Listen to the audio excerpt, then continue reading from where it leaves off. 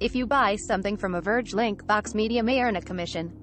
See our ethics statement. Huawei laptops haven't been widely available in the US for years, but they've traditionally been fantastic products with good enough performance and build quality to make them serious MacBook competitors. So I figured I'd review the MateBook 16, Huawei's latest flagship notebook, even though it may not be on the radars of our US readers. Consider this a resource for those in markets where Huawei is still operating, but also a quick check on what the rest of us are missing out on. On the outside, the MateBook 16 kind of looks like a MacBook Pro. Huawei's got the colors and the general vibe down pat. Whether it performs as well as a MacBook is, of course, another question. Most of the MateBook 16 is great, from the speedy and comfortable keyboard to the all-day battery life, massive 3:2 display, and surprisingly powerful speakers. I know people who have replaced MacBooks with MateBooks as a primary driver, and I can see how, for most office workers, the daily experience is quite similar. But the main difference is that when I'm using a MateBook, I occasionally come across weird things. They're not things that make or break the experience, but they're just odd flaws for such a nice laptop to have. And they add up to make a product that's great, but not as great as it feels like it easily could be. Huawei MateBook 16. Verge score, 7.5. Good stuff. Bad stuff. Buy for $986.36 from Vmall. Buy for $1,219.99 from AliExpress. Buy for $1,255 from eBay. I should note before we get too far into this that the MateBook is only available in a somewhat limited number of countries. Currently, you can only order it directly from Huawei's site if you're in China or Germany as of this writing.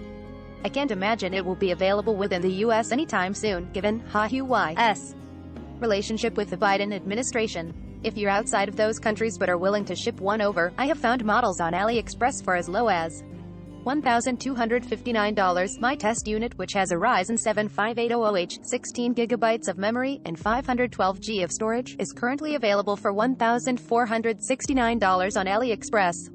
Of course, the usual caveats about ordering from third-party sites apply. If you're going to shop there, you probably won't receive a warranty, you may need to get a separate charger, and you should make sure you're buying from a reputable seller. The highlight of this device is the display. If you are able to get your hands on one of these, it has a number of selling points. It's fairly light for a 16-inch notebook at 4.39 pounds.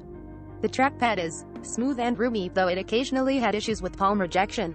The keyboard is sturdy and impressively quiet. It's probably the most MacBook-esque keyboard I've ever used on a Windows laptop, and I mean the recent models, not the god-awful butterfly ones. There's a useful port selection with two USB-C, two USB-A, a headphone jack, and HDMI. The speakers are quite good, with bass that's a bit weak. It's got an unobtrusive professional look. The highlight of the device, for me, is the display. Not only is it a whopping 16 inches, but it has a 3:2 aspect ratio, which is my favorite laptop aspect ratio. Yes, I have a favorite. There's a ton of vertical space, and I comfortably worked in multiple windows side by side. As someone who generally uses a 13-incher, the extra room feels luxurious. The panel itself, while not quite MacBook quality, still displays strong colors and sharp details and kicked back almost no glare. I enjoyed looking at it. Now, for the weird things. The MateBook's microphones come equipped with Huawei's noise cancellation technology that's supposed to reduce echo and ambient noise, but coworkers said that it made me sound very weird on Zoom calls. It was clearly processing my voice while I was speaking. Someone said I sounded like I was underwater. They could still hear and understand me just fine, but it's an odd caveat to such a nice laptop. I've asked Huawei about this issue. Another oddity, the SSD is partitioned. There are essentially two drives on the MateBook 16. I've asked Huawei why this is, but I really can't fathom why this would be necessary on a consumer laptop. It seems likely to cause needless confusion and hassle. I had various downloads interrupted midway because they'd been dumped into a partition that didn't have room, and I had to move a bunch of things around to accommodate a large folder I was trying to load. That was well under 512 gigabytes, but too big for either partition. Finding files and applications that I needed was also more complicated because I couldn't always remember which drive they were on. And finally, the webcam. The MateBook has a nose cam that pops out of the keyboard's top row when you press down on it. This, to me, is the equivalent of having no webcam. I'd rather be a black square on Zoom calls than have coworkers staring up my nostrils. So that's also a thing. The microphones made me sound weird on Zoom calls.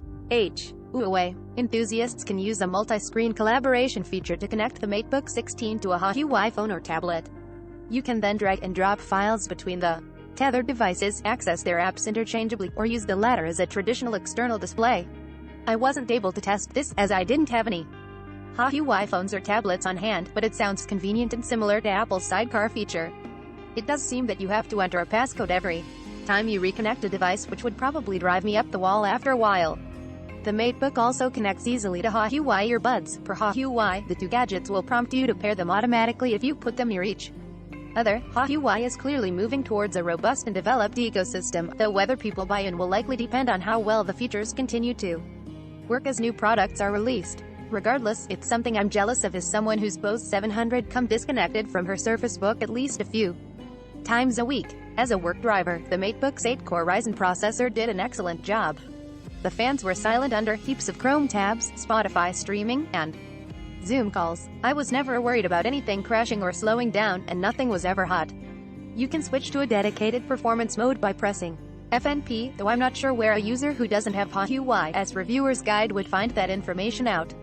As we generally expect from AMD Ryzen 5000 systems, the MateBook did quite well on multi-core benchmarks and lagged behind a bit on single-core devices. It also did not blow any graphical tasks out of the water. AMD's integrated graphics haven't received a major update for a couple years. We saw an average of 15 frames per second on Shadow of the Tomb Raider at the MateBook's native resolution of 2520 by 1680 and 28 FPS at 1920x1080. Neither of those is a fantastic gaming experience, and they're significantly worse than what we saw from the 13-inch M1 MacBook Air. MateBook 16 benchmarks. Benchmark score. Cinebench R23 Multi 11666. Cinebench R23 Single 1415. Cinebench R23 Multi looped for 30 minutes 11928. Geekbench 5.3 CPU Multi 7213. Geekbench 5.3 CPU Single 1466.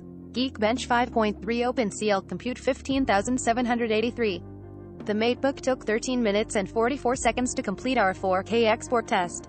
This isn't a terrible result among AMD systems with integrated graphics, but it does underscore the delta between a system like this and a heavier-duty creative workstation, which people often expect 16-inch laptops to be. The most recent MacBook Pros, even the 14-incher, all took under 3 minutes for the same task.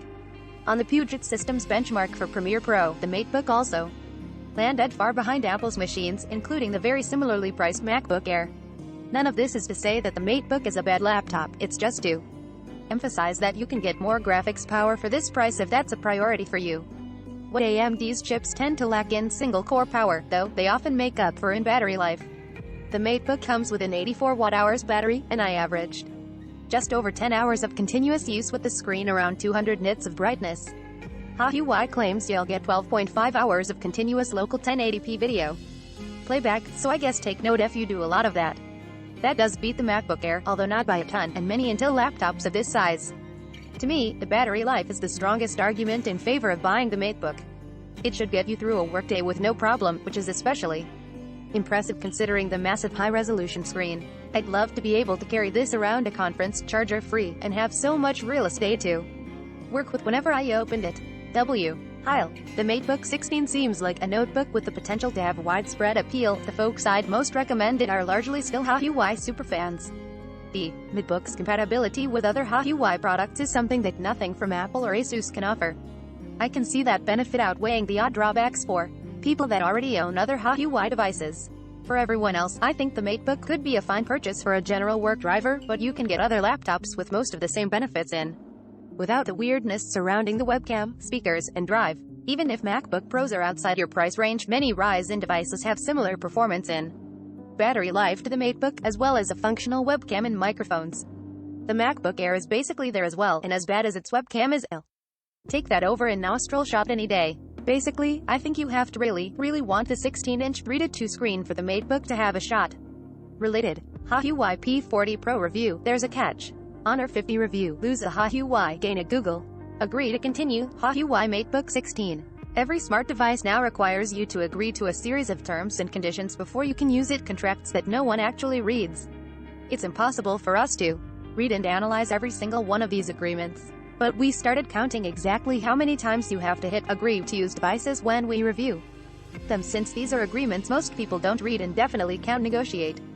As with other Windows 10 computers, the Huawei MateBook 16 presents you with multiple things to agree to or decline upon setup. The mandatory policies, for which an agreement is required, are. In addition, there is a slew of optional things to agree to. That's 8 mandatory agreements and 13 optional ones.